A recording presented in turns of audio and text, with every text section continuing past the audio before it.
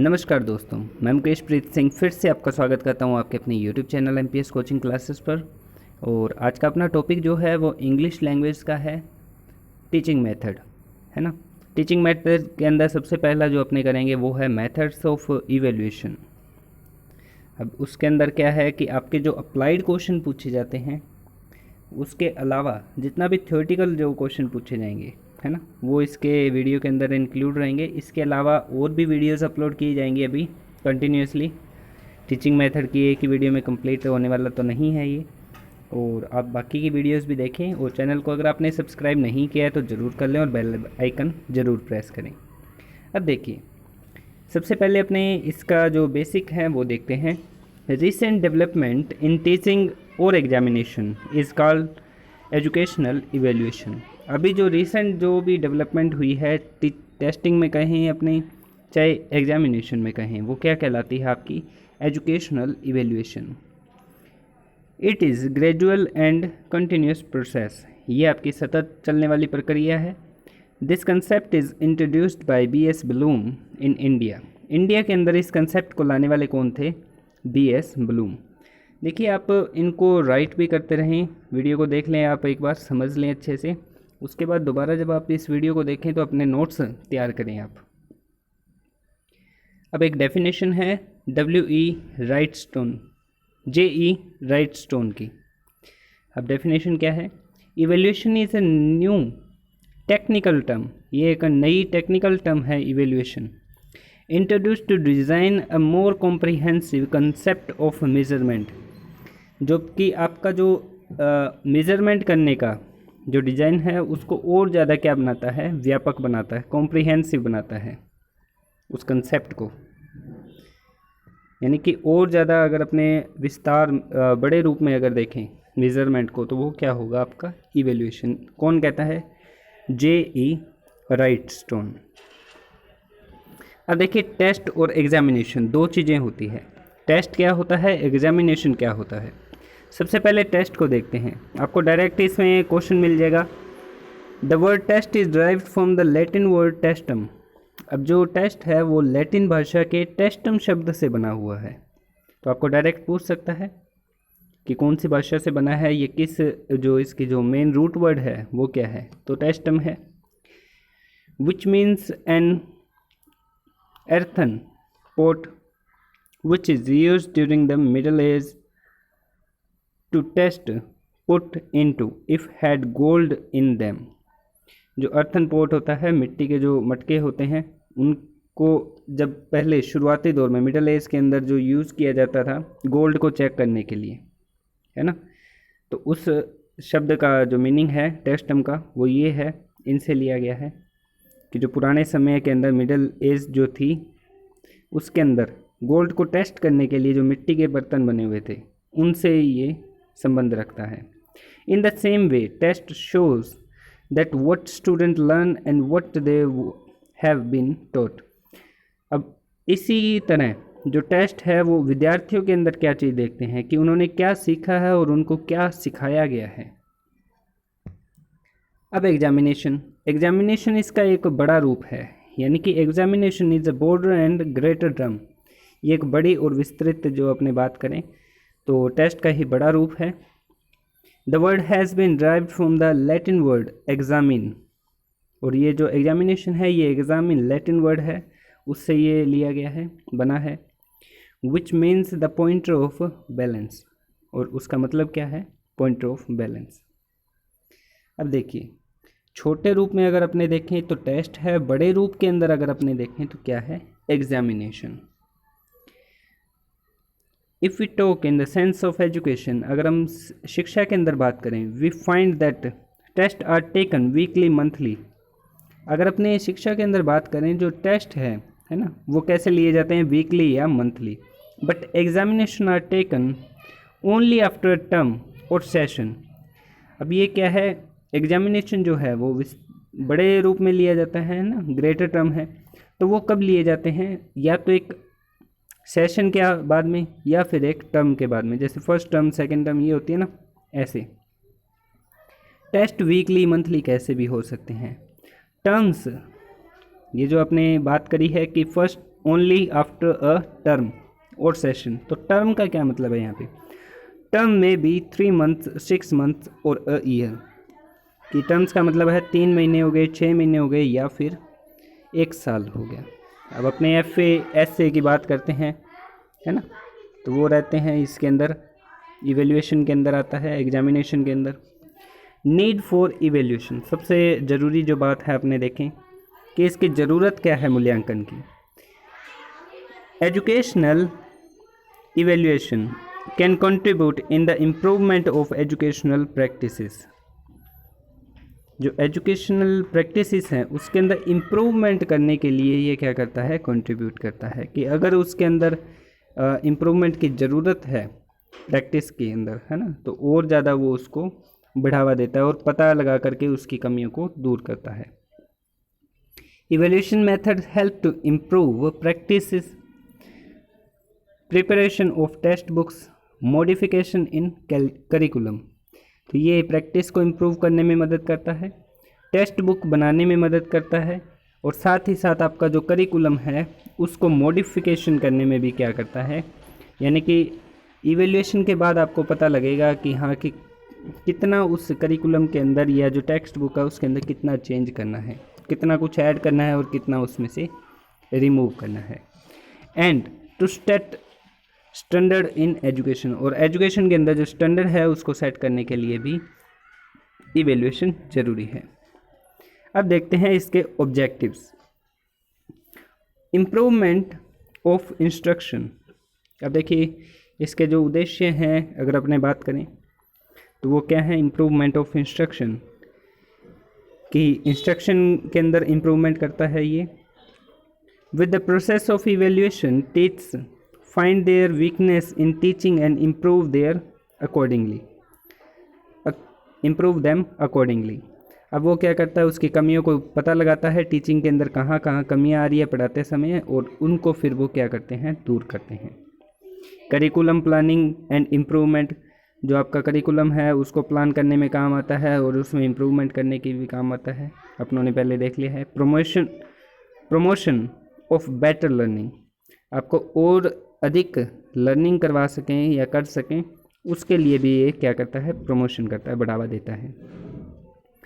Help in prognosis and diagnosis, आपका जो बाद में जो निदानात्मक जो होता है उसके अंदर भी ये क्या करता है, हेल्प, क्योंकि आपको कमियां पता लगेगी उसी के बाद ही आप उसका क्या कर सकते हैं, डायग्नोस कर सकते हैं और उसके बाद निदान कर सकते हैं। क्लैरिफिकेशन ऑफ इंस्ट्रक्शनल ऑब्जेक्टिव्स, और जो आपके इंस्ट्रक्शनल ऑब्जेक्टिव्स हैं उनको भी क्या कर देता है, क्लैरिफाई कर देता है, स्पष्ट कर देता है। अब देखते हैं इसके करैक्टरिस्टिक्स, कुछ एक चुनिंदा करैक्टरिस्टिक्स यहाँ पर इसकी जो विशेषताएं हैं वो लिखी गई हैं। It has a systematic collection of quantitative and qualitative data, evaluation के अंदर एक सिस्टमेटिक कलेक्शन होता है ना, और क्वांटिटेटिव भी होता है और क्वालिटी भी होता है उस। It is comprehensive and continuous, ये सतत और व्यापक होता है। Evaluation include all type of collecting information about students learning, evaluation क्या है, स्टूडेंट लर्निंग से रिलेटेड जितने भी आप कलेक्ट कर सकते हैं इंफॉर्मेशन, वो सभी प्रकार की इवैल्यूएशन के अंदर जो है कलेक्ट की जाती है। अब देखिए इसकी मेन है प्रोसेस, ये आपको सीक्वेंस के अंदर पूछ सकता है कि इसकी प्रोसेस क्या रहती है।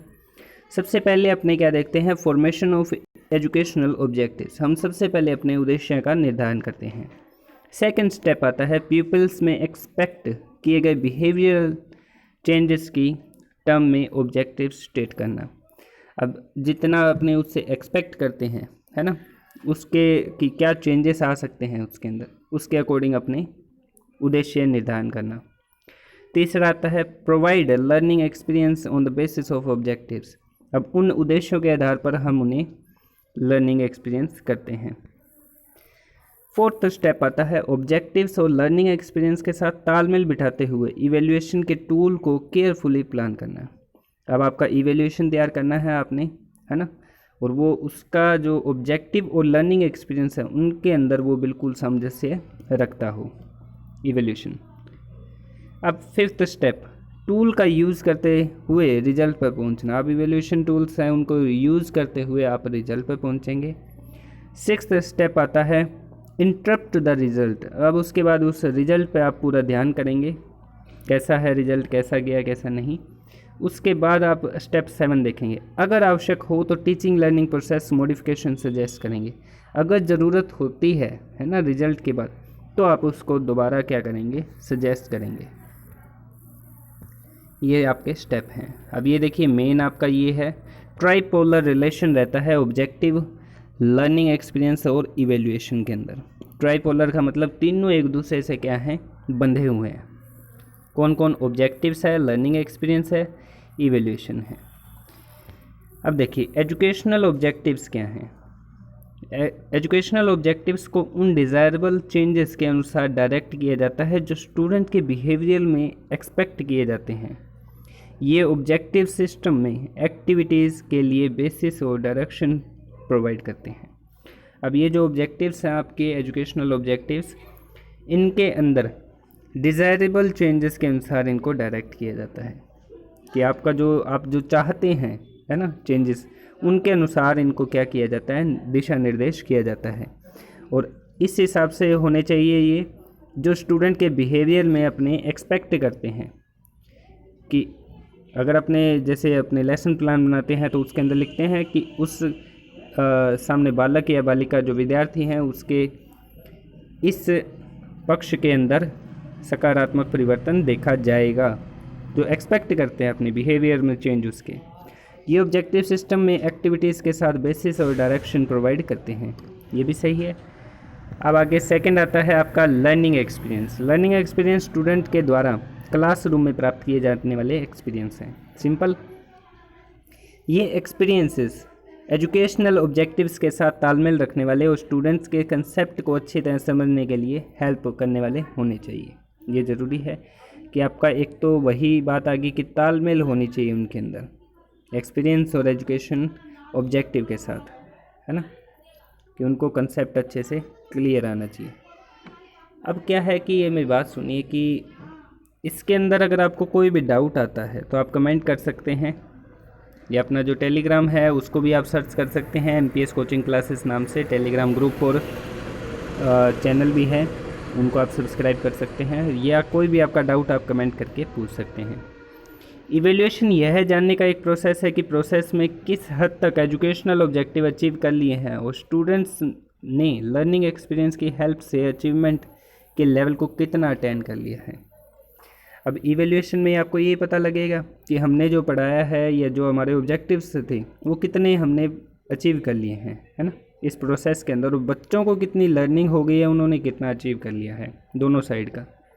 तो इसलिए इसका जो ट्राइपोलर रिलेशनशिप होता है, आपको डायरेक्ट पूछ सकता है कि ट्राइपोलर रिलेशनशिप किसके अंदर होता है, तो इन तीनों के अलावा एक और नाम दे देगा, वो आपको वहाँ से रिमूव करना है ना, वही सिलेक्ट करना होगा। तो ये ध्यान रखें, ऑब्जेक्टिव्स हैं आपके, सेकंड है लर्निंग एक्सपीरियंस, थर्ड है आपका इवैल्यूएशन। देखिए वीडियो को पूरा देखा करिए लास्ट तक, और कोई भी डाउट है आप पूछ सकते हैं। इसके अलावा जो भी अदर यूनिट्स हैं इंग्लिश की वो भी अपलोड की हुई है, तो वीडियोस को देखें, लाइक करें और शेयर ज़रूर करें। अब अपने आते हैं methods and type of evaluation. पूरा आपको करवाया जाएगा टॉपिक, ये जो शिक्षण विधियाँ टीचिंग मेथड है इंग्लिश के, और उम्मीद करते हैं कि इसमें से कोई क्वेश्चन बाहर ना जाए, क्योंकि अप्लाइड क्वेश्चन है वो तो डेफिनेटली आपको प्रैक्टिस के ऊपर है। इसके अलावा जितना थ्योरेटिकल आएगा वो इसमें से कवर आराम से हो जाएगा। Methods and types of evaluation, अब इसके कितने प्रकार या जो मेथड्स हैं वो क्या क्या हैं। Some main types and methods of evaluation are given below. First आता है फॉर्मेटिव इवैल्यूएशन, है ना, तो फॉर्मेटिव इवैल्यूएशन को मैंने यहाँ शॉर्ट में लिखा है FE, आगे समेटिव आएगा उसको SE लिख देंगे। तो फॉर्मेटिव में क्या है कि formative evaluation is called process oriented. ये क्या है, आपकी एक प्रोसेस ओरिएंटेड, प्रोसेस पे पूरा केंद्रित है। As the term formative evaluation, जैसा कि ये खुद में शब्द है कि फॉर्मेटिव इवैल्यूएशन, इट जज the formal aspects of teaching and learning. ये सिर्फ इसके फॉर्मल एस्पेक्ट्स पक्ष को देखता है टीचिंग और लर्निंग के, और उनको जज करता है। It can be related with aspect, methodology, curriculum, syllabus, learning outcomes etcetera. इनसे इनको क्या कर सकते हैं, फॉर्मेटिव इवैल्यूएशन को संबंधित कर सकते हैं। इट इज़ इम्पोर्टेंट टूल्स, ये आप ध्यान रखें। आपको डायरेक्ट पूछ लेगा कि ये किसके अंदर आते हैं टूल्स इसके, तो इसके जो मेन टूल्स है किसके द्वारा इसको चेक किया जाता है, तो वो है objective type test, check list, inventories, diaries etcetera. तो आपको ये पूछ लेगा कि इन्वेंट्रीज या चेक लिस्ट जो है वो किसके इम्पोर्टेंट टूल्स हैं, तो वो किसके हैं, फॉर्मेटिव इवैल्यूएशन के। Nature of information collected with the help of these tools is descriptive. अब इससे जो कलेक्ट की जाती है इन्फॉर्मेशन वो कैसी होती है, डिस्क्रिप्टिव होती है।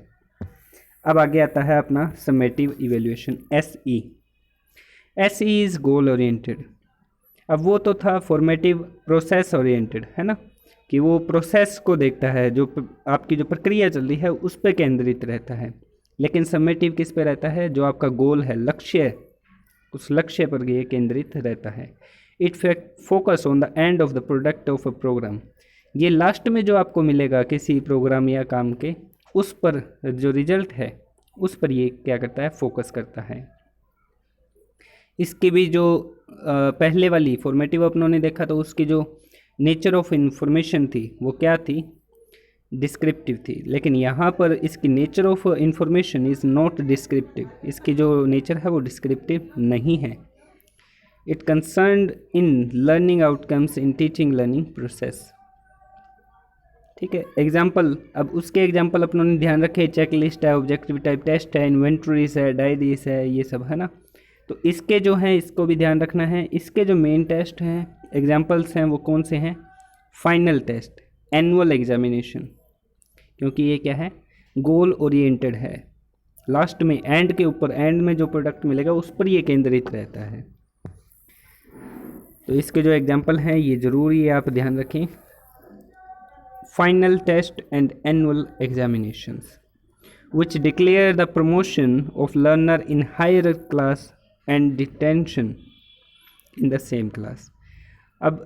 अब इसी के बाद ही आपको पता लगेगा कि जो लर्नर है उसको प्रमोट करना है हायर क्लास में या सेम क्लास के अंदर उसको डिटेंशन करना है, यानी कि उसको वहीं उसी क्लास के अंदर रखना है। ये कब पता लगेगा आपको, समेटिव इवैल्यूएशन के बाद, जब आपका मेन रिज़ल्ट आता है तभी आपको पता लगता है कि हाँ भी अब इस विद्यार्थी को आगे पास करना है, नेक्स्ट क्लास में ये जाएगा या इसी क्लास में रहेगा, है ना। अब अपने देखते हैं CCE। इसको मेन अलग से एक वीडियो बनाई जाएगी CCE की पूरी, उसके अंदर अपना पूरा इसको देखेंगे। लेकिन यहाँ पर एक छोटा सा कुछ एक लाइनें हैं, पंक्तियाँ लिखी हैं।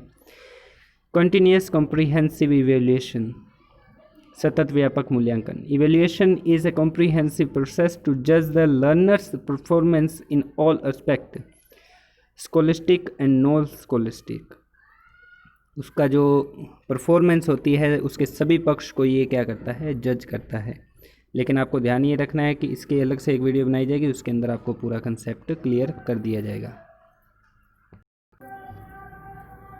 ये देखिए आगे अपने देखते हैं फोर्थ पॉइंट, इंटरनल इवैल्यूएशन और एक्सटर्नल इवैल्यूएशन। ये क्या होता है, the evaluation which evaluate the content side of learner's achievement is called internal evaluation. It depends on criteria. अब ये क्या है कि ये जो कंटेंट साइड होती है लर्नर अचीवमेंट की, वो उस पर क्या करता है, ये इवेल्युएट करता है। सेकंड एक्सटर्नल क्या है, external evaluation involves physical fitness of learner. अब उसमें इंटरनल में सिर्फ उसका क्या है, लर्नर की कंटेंट साइड रहेगी, है ना। अब इसके अंदर वो फिजिकली भी रहेगा, their understanding, interest, their aptitude, their all round behaviour, evaluate their characteristic. अब एक्सटर्नल में बाहरी जो है जितना भी उसका है ना, सारा बाहरी मूल्यांकन होगा। इंटरनल इवेल्युएशन में सिर्फ उसका इंटरनली जो आपका उसका माइंड का जो है कंटेंट साइड जो है, उसका जो तथ्य पड़े हुए हैं उनका सिर्फ उसको क्या होएगी, कितना उसने अचीव किया उसको इवेल्युएट करेगा। और ये किस पे डिपेंड रहता है, क्राइटेरिया पे। और सेकंड वाला एक्सटर्नल है वो भी किस पे डिपेंड करता है, उसके क्राइटेरिया पे। ये ध्यान रखना आपने, सिंपल है वैसे। अब लास्ट देखते हैं tools and devices of evaluation. They are some tools और डिवाइसेस गिवन बिलो। अब ये कुछ एक हैं, अगर आप कहेंगे तो इनके ऊपर कमेंट करके बता दीजिए, इनके ऊपर एक एक के ऊपर आपको डिस्क्राइब करके पूरा अच्छे से कि क्वेश्चनरीज क्या होती हैं, इंटरव्यू रिकॉर्ड्स, ऑब्जर्वेशन डिवाइसेस क्या होते हैं, चेक लिस्ट क्या होती है, ज्योमेट्रिक डिवाइस क्या होता है, प्यूपल प्रोडक्ट क्या होता है, टेस्ट्स क्या होते हैं, है ना। इनके ऊपर अलग से एक वीडियो बना देंगे अगर आप कमेंट करेंगे तो, आपके कमेंट पे डिपेंड करता है। अब नोट वाले ये जो हैं ये आप ज़रूर पढ़ें। और देखिए अगर आपने चैनल को सब्सक्राइब नहीं किया है तो मैं फिर से कह रहा हूँ ज़रूर कर लें, और इसके ऊपर आपको अलग से प्लेलिस्टें बनी हुई मिल जाएगी, हिंदी इंग्लिश इन सब की, तो आप वहाँ से प्रैक्टिस ज़रूर करें। टेस्ट सीरीज़ भी अपलोड की हुई है, 18-19 टेस्ट अपलोड किए गए हैं साइकोलॉजी और इनके, तो वो भी आप अटेंड करें। हाँ देखिए नोट वाला जो पोर्शन है, क्वेश्चनरीज रिटन और ओरल दोनों हो सकती है। अब इन्हीं के बारे में ये सारा कुछ आएगा, क्वेश्चनरीज, इंटरव्यू, रिकॉर्ड्स। लेकिन अगर कहेंगे तो आपको पूरा डिटेल में एक एक टॉपिक का भी दे देंगे, प्रोवाइड करवा देंगे। क्वेश्चनरीज सिर्फ रिटन और ओरल दोनों में हो सकती है। सेकंड, जब स्टूडेंट्स की ओपिनियन लेने के लिए क्वेश्चनरीज का यूज़ किया जाए तो वह ओपिनिएटिव कहलाता है। ये आपको डायरेक्ट पूछ सकता है कि आपको क्वेश्चन दे दे कि स्टूडेंट्स की ओपिनियन लेने के लिए क्वेश्चनरीज का जो यूज़ किया जाता है वो क्या कहलाती हैं, तो वो क्या कहलाती हैं, ओपिनिएटिव। ठीक है। टेस्ट इवैल्यूएशन का सबसे अधिक फ्रिक्वेंटली यूज़ किए जाने वाला टूल या डिवाइस है। टेस्ट जो है ना, वो सबसे ज़्यादा यूज़ किए जाने वाले और फ्रिक्वेंटली यूज़ किए जाने वाला इवैल्यूएशन का क्या है, डिवाइस है। सबसे ज़्यादा टेस्ट लिए जाते हैं, है ना, एग्जामिनेशन कम होते हैं। रिटन टेस्ट को पेपर पेंसिल टेस्ट भी कहते हैं। अब आपको डायरेक्ट पूछ ले कि which test is called paper pencil test, तो कौन सा कहलाएगा, रिटन टेस्ट, क्योंकि उसके अंदर पेपर और पेंसिल चाहिए आपको, ऐसे ध्यान रख सकते हैं।